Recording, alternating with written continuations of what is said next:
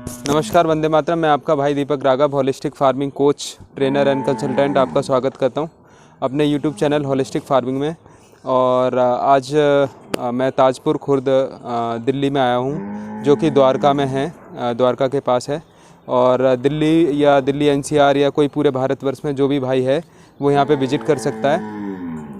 और हम वीडियो में बाद में आपको प्रवीण भाई का नंबर भी दे देंगे, और जो कि प्रवीण, जब कोई भी व्यक्ति यहाँ पे आना चाहता है तो प्रवीण भाई को फ़ोन करके आ सकता है। और आज का हमारा विषय है गाय के बारे में कि गाय को, देसी गाय और विदेशी गाय में क्या अंतर है, देसी गाय को कैसे पहचानें, कैसे कैसे आप पहचान कर सकते हैं, है ना। ये पूरे देसी गाय माता के बारे में बात होगी। और पूरे भारतवर्ष में से दिल्ली में हमने प्रवीण जी को इसीलिए चुना है क्योंकि जो प्रवीण जी की जो गौशाला है वो स्वावलंबी है। और ये एक ऐसे किसान हैं दिल्ली में जो एक गौशाला से अपना 1 करोड़ रुपए सालाना कमा रहे हैं और कोई डोनेशन नहीं लेते। और इन्होंने बहुत सारी चीज़ें कर रखी है। तो आज हम गहराई से इनसे जानेंगे कि गौ माता की कैसे पहचान कर सकते हैं। तो ये आपको पूरा का पूरा गौ माता के बारे में आज बताएंगे। तो मैं अपना माइक प्रवीण जी को देता हूँ।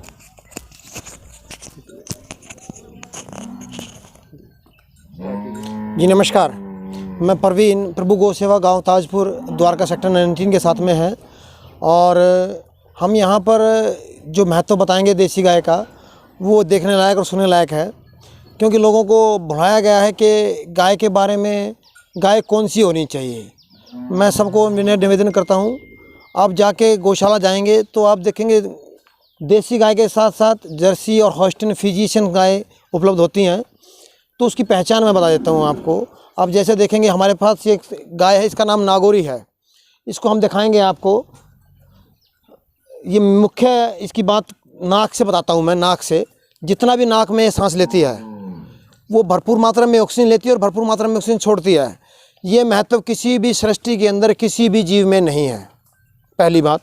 दूसरी बात, आप देखेंगे इसके कान लंबे होते हैं। उसके बाद आँखों का जो सौम्यता है, आँखों की जो सौम्यता होगी वो आपको एक सुकून देगी। देसी गाय की आँखें हैं वो आपको हमेशा सुकून देगी।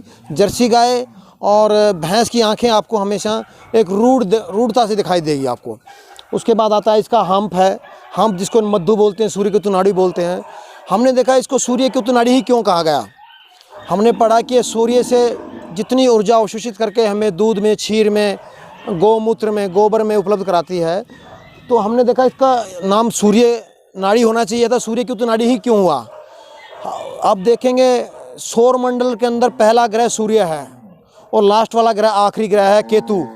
देखेंगे सौर मंडल में जो सूर्य से लेकर केतु तक के जितने भी ग्रह हैं उनकी सबकी ताकत, एनर्जी हमें अवशोषित करके हमें पंचगव्य में उपलब्ध कराती है। उसके बाद आप देखेंगे इसकी रीढ़ की हड्डी। ये पूरी रीढ़ की हड्डी कभी भी स्ट्रेट नहीं होगी, साधारण नहीं होगी। जर्सी गाय के अंदर जो होती है वो है टू टेल स्ट्रेट, सर से लेके और पूंछ तक पूरी स्ट्रेट लेग लाए के पिग जैसे सुअर होता है। उसके बाद आप देखेंगे पूंछ आती है। पूंछ का महत्व हमारी संस्कृति में क्या है। कृष्ण भगवान के समय में या अभी तक कुछ सालों पहले, 10 से 15 साल, 20 साल पहले तक हम देखते थे गाँव में किसी बच्चे को झपटा हो जाता था या किसी को नज़र लग जाती थी तो इसके पूंछ से ही उसका झाड़ा लगा दिया जाता था और उसकी मुक्ति हो जाती थी। और तो और जब मनुष्य का शरीर पूरा होने वाला होता है और वो प्राण नहीं त्यागता, प्राण नहीं छोड़ पाता है, बड़ी दुख कष्ट सहन कर रहा होता है, तो संस्कृति में, हमारे समाज में लोग कहते हैं कि इसको गाय की पूंछ पकड़ा दो। जैसे इसकी गाय की पूंछ पकड़ेंगे वो अपने प्राण छोड़ देता है, शरीर त्याग देता है और मोक्ष की प्राप्ति कर लेता है।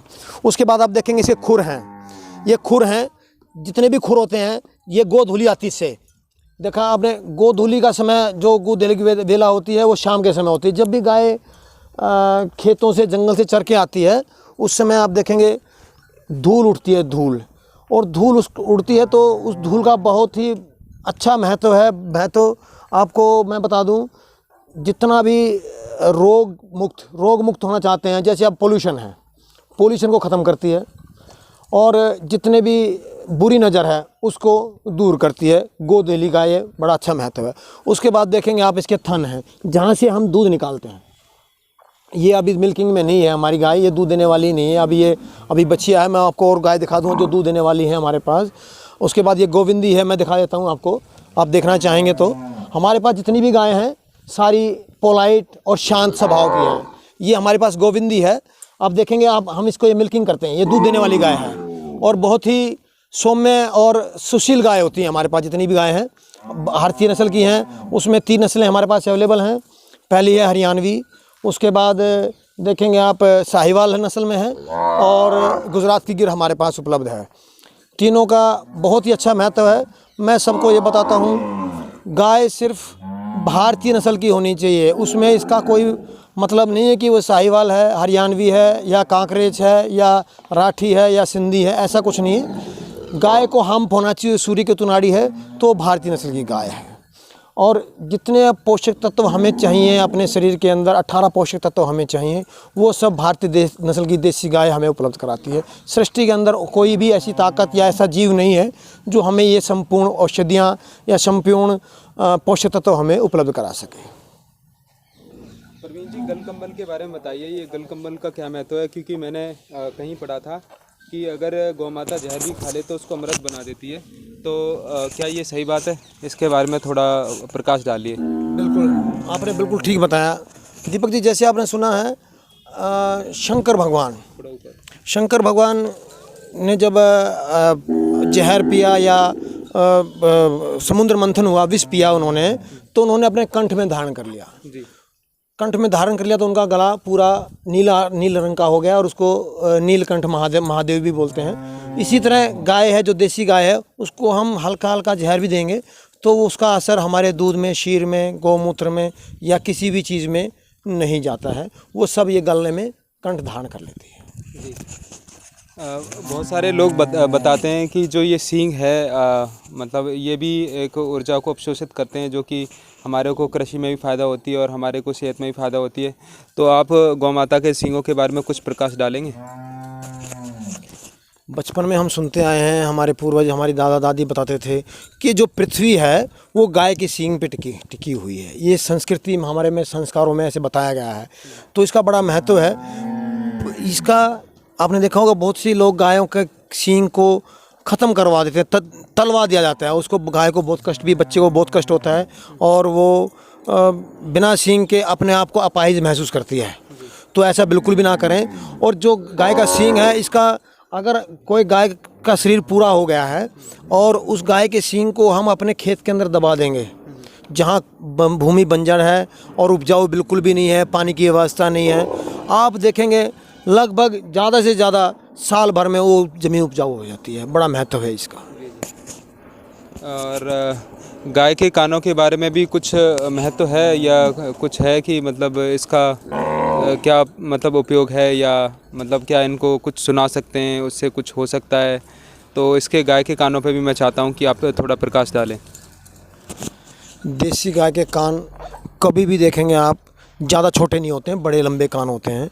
और कानों का बड़ा महत्व है, ये दूर तक की चीज़ें आराम से देख सकती है, अपनी साइड ग्लास लगा लेती है, उसको हम बोलेंगे साइड ग्लास का काम करते हैं वो।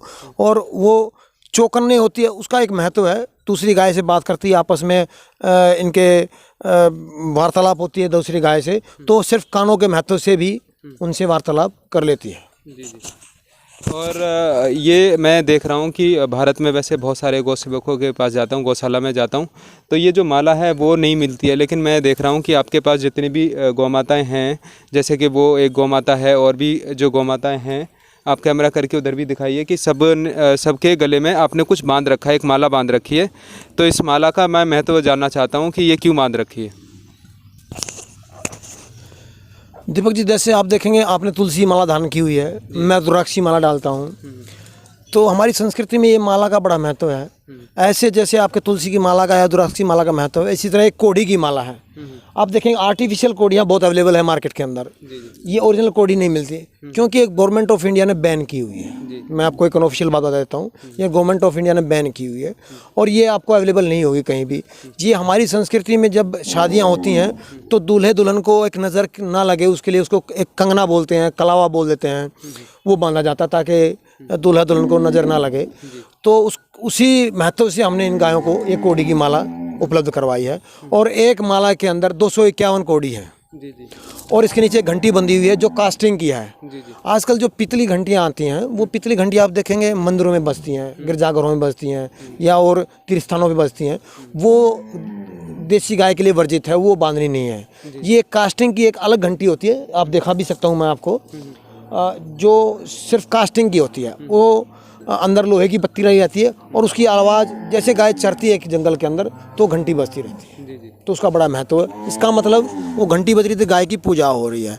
आप अपनी गौशाला में 12 महीने 24 घंटे 7 दिन रहें, आपको घंटी की आवाज़ बंद नहीं होगी। जी जी 24 घंटे घंटी की आवाज़ उपलब्ध रहती है, क्योंकि कोई ना कोई गाय चुइंग कर रही है, चबा रही है, खा रही है, गर्दन हिला रही है, मक्खी उड़ा रही है, तो वो घंटी हमेशा बजती रहती है। इसका मतलब गौशाला के अंदर 24 घंटे गौ माता की पूजा संपन्न है। अच्छा, जैसा कि आप बता रहे थे कि बहुत सारे लोग यहाँ पे जो बीपी के पेशेंट हैं आते हैं यहाँ पे और गौ माता को वो हाथ मतलब रब करते हैं, हाथ से रब करते हैं तो उनका बीपी में भी बहुत सुधार हुआ है। तो क्या ये बात सत्य है कि इसकी मतलब गौ माता की वाइब्रेशन से अगर इनको कोई स्नेह करता है, कोई प्यार करता है तो उसका बीपी क्योर हो सकता है? बिल्कुल सत्य है दीपक जी, ये बात बिल्कुल सत्य है। इनकी तो मेरे पास गिनती भी नहीं है कितने लोगों का बीपी ठीक हुआ है यहाँ पर। जी जी low BP, high BP, BP के लिए तो आपको सिर्फ कुछ नहीं करना है, देसी गाय के ऊपर, हम्प के ऊपर हाथ फेरना है। लगभग डेली 10 मिनट फेरें। आपको एक बता देंगे कैसे मतलब फेर सकते हैं? आइए जी जी मैं आपको दिखा देता हूँ। सिर्फ ऐसे आप इसको रब करेंगे ऐसे, इससे क्या होगा कि आपका बीपी कंट्रोल होगा। सारा हथेली से कंट्रोल होता है और आप देखेंगे गाय को भी खुशी मिलेगी इससे। देखिए गाय आपके अपने शरीर को पूरे खुजला सकती है, लेकिन यहाँ तक नहीं पहुँच पाती। ना तो इसका पैर पहुँचता है यहाँ, ना इसकी पूँछ पहुँचती है, ना इसका मुंह पहुँचता है। और हम इसको हाथ चलाते हैं तो इसको बड़ा सुकून महसूस होता है और 100% बीपी कंट्रोल होता है। अपनी गौशाला के अंदर कितने लोगों का बीपी कंट्रोल हुआ है इसकी गिनती मेरे पास उपलब्ध नहीं है, अनगिनत है। मैं चाहता हूँ कि कोई एक आप ऐसी बात बताएं गाय के बारे में अद्भुत जो लोगों को पता ही ना हो, कि है ना, क्योंकि बहुत सारे जैसे इसके आपने बताया कि आप जो हमारे प्रवीण भाई हैं ये एमडी हैं पंचगव्य में और पूरे भारत में बहुत सारी जगह जाते हैं गौ माता के बारे में बताने के लिए, पंचगव्य के बारे में बताने के लिए। और इन्होंने बहुत डीप स्टडी करी है गौ माता के गोबर और गौमूत्र के बारे में भी। और इन्होंने बहुत अच्छे प्रयास भी किए हैं कि जहाँ पे पानी की कमी हो गई है तो मतलब जहाँ पे चलती है, जहाँ बैठती है वहाँ पे मतलब पर्यावरण तो शुद्ध होता ही है और पानी का स्तर भी ज़मीन में बढ़ता है। तो कोई मैं एक ऐसी अद्भुत बात जानना चाह रहा हूँ कि जो लोग बाग एकदम आकर्षित हो जाए कि हमारे को देसी गौ माता पालनी है, कोई ऐसी बात? दीपक जी अब तो अधिकतर लोगों को ज्ञान हो गया इस विषय में कि देसी गाय का क्या क्या महत्व है, क्योंकि व्याख्यान होते रहते हैं, हम भी करते हैं, खूब आसपास घूमते रहते हैं भारतवर्ष में और ये व्याख्यान करते रहते हैं कि देसी गाय का महत्व क्या है क्या नहीं है। सबसे बड़ी बात आप देखेंगे जहाँ देसी गाय होगी वहाँ आपको पॉजिटिव एनर्जी मिलेगी, आपके मन में पॉजिटिव विचार आएंगे, आपको नेगेटिविटी खत्म हो जाएगी। हमारे देश के अंदर heart attack, blood pressure, sugar, diabetes, cancer, kidney failure कारण हम इन गायों से दूर हो गए हैं। जी जी हम इनका महत्व नहीं समझ पाते हैं। जो पोषक तत्व हमें मिलने चाहिए वो हमें नहीं मिल पाते हैं। हम कहाँ से घूमते घूमते घूमते घूमते और कहाँ नीचे तक आ गए हैं, क्योंकि हम पूछते हैं गायों बच्चों को कि भाई दूध कहाँ से आता है। दूध बच्चे कोई नहीं बताता, कहते हैं बूथ से आता है, बूथ से। मैं उनको बताता हूँ दूध बूथ से नहीं आता है, दूध गाय से आता है। और गाय कौन सी होनी चाहिए? भारतीय नस्ल की देसी गाय होनी चाहिए, जो हमें 18 पोषक तत्व हमें कंप्लीट हमारी बॉडी के अंदर जो रिक्वायर्ड है उनको पूर्ति करती है। अब जो आप खास बात मैं बता देता हूँ आपको, जो आप बार बार पूछ रहे हैं इसकी खास बात जो कम लोगों को पता है वो ये है दीपक जी के देसी गाय का मक्खन जो भगवान कृष्ण ने खाया है। जी जी आप देखेंगे मार्केट के अंदर बटर के नाम से मक्खन अवेलेबल है। जी जी बिल्कुल। और आप देखें कभी ऑक्सफोर्ड डिक्शनरी में कि what is the meaning of butter, the meaning of butter is a cream part of milk not a मक्खन।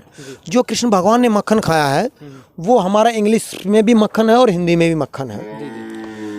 भारतीय नस्ल की देसी गाय का मक्खन खट्टा हो सकता है, नमकीन कभी नहीं होगा, क्योंकि उसकी लाइफ, उसकी उम्र जो बताई है ऋषि चरक ने 4000 साल पहले, उन्होंने लिखा है कि मक्खन की उम्र है गर्मियों में 1 दिन और सर्दियों में 3 दिन। मैं जितनी बात करूँगा और रूम टेम्परेचर पे बात करूँगा, रेफ्रिजरेटर की बात नहीं हो रही है यहाँ पर। जी जी जी क्योंकि हमारे पूर्वजों ने कभी रेफ्रिजरेटर यूज़ नहीं किया और अवेलेबल था ही नहीं। जी जी जी। रेफ्रिजरेटर अवेलेबल नहीं था, तो गर्मियों में 1 दिन और सर्दियों में 3 दिन वो मक्खन आपको खट्टा हो सकता है, नमकीन कभी नहीं होगा। उसका महत्व, जी जी हमारा शरीर 5 तत्वों से बना हुआ है, जी जी धरती, आकाश, गगन, वायु, जल। जी जी भगवान। बिल्कुल ठीक बताया आपने। आप देखेंगे वो हमें पांचों तत्वों में कोई भी तत्व कम ज़्यादा होता है तो हम बीमार हो जाते हैं, जी जी क्योंकि उसकी डेफिशिएंसी हो जाएगी हमारे अंदर और हम बीमार हो जाएंगे। जी जी जी उसकी पूर्ति करने के लिए देसी गाय के पंचगव्य चाहिए हमें। पंचगव्य में जिसमें से 3 गव्य हमें उपलब्ध कराती है देसी गाय। जी उसमें क्षीर है, क्षीर मतलब दूध है, गोमूत्र है और गोमय मतलब गोबर है। जी जी 3 गव्य हो गए और 2 उपगव्य हम उपलब्ध कराते हैं, जो कि घी है और छाछ है। जी जी अब घी है जो है अग्नि का प्रतिनिधित्व करता है। जी जी आप कभी भी देखो, ये प्रैक्टिकली है, सबको पता है इस बात के बारे में, आग और पानी कभी इकट्ठे नहीं रह सकते। जी जी अगर आग ज़्यादा होगी तो पानी को वाष्पीकरण कर देगी और पानी ज़्यादा होगा तो आग को बंद कर देगा, बुझा देगा। जी जी ऐसे ही जब हम मक्खन को गर्म करते हैं, मक्खन जब गर्म होता है, जितना भी जल होता है वो वाष्पीकरण हो जाता है, और जो घी अग्नि का प्रतिनिधित्व करता है वो अग्नि में का घी जो है अग्नि का प्रतिनिधित्व करने वाला वो अलग रह जाता है। जी तो इसका मतलब दो तत्व उसके अंदर इकट्ठे हैं। जी जी तो उसका बड़ा महत्व, इसलिए कृष्ण भगवान ने मक्खन खाया, क्योंकि उसके अंदर 2 तत्व विराजमान है। जी इसका बड़ा महत्व है। धन्यवाद। तो हम मिलेंगे अब बाद में, आपकी इनसे इंट्रोडक्शन करवाएंगे दोबारा भी एक दूसरे विषय पे। मैं आपको बताना चाहता हूँ, अगर कोई गौशाला विजिट करना चाहता है और गौ माता के बारे में पंचगव्य से ज्ञान प्राप्त करना चाहता है, कोई पंचगव्य चाहता है, तो वो दिल्ली के ताजपुर खुर्द, जो कि द्वारका के पास है, दिल्ली में आ सकता है, इनसे ज्ञान ले सकता है। इनके शिविर भी होते हैं, कोई अगर शिविर करवाना चाहे, शिविर लेना चाहे अपने कॉलेज में, यूनिवर्सिटी में, भारतवर्ष में, किसी भी गुरुकुल में, तो इनको बुला सकता है। ये गौ माता की सेवा के लिए कहीं भी आ सकते हैं, कहीं भी जा सकते हैं। तो ऐसे आप इनका सानिध्य प्राप्त कर सकते हैं। नमस्कार, वंदे मातरम।